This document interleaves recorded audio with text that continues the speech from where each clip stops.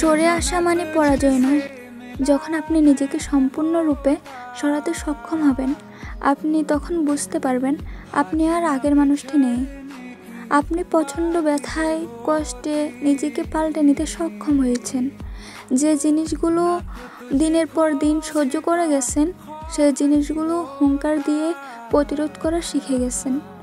না বলা যে কথাগুলো ছিল যা আপনাকে ক্ষতবিক্ষত করেছিল দিনের পর দিন, তা বলার শক্তি আপনি জোগাতে পেরে গেছেন।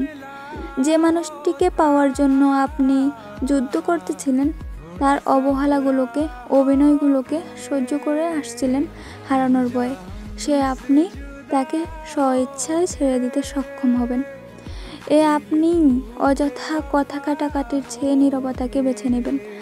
আপনি আপনার প্রতিটি কথার দাম সম্পর্কে অবগত হবেন এবং এটাও বুঝতে পেরে যাবেন, কিছু জিনিসে, কিছু মানুষকে বাড়তি সময় দেওয়া মানে নিজের মূল্যবোধ পর্যাপ্ত অপচয়। কিছু মানুষকে ছেড়ে দিয়ে নিজের ভার কমাতে হয়।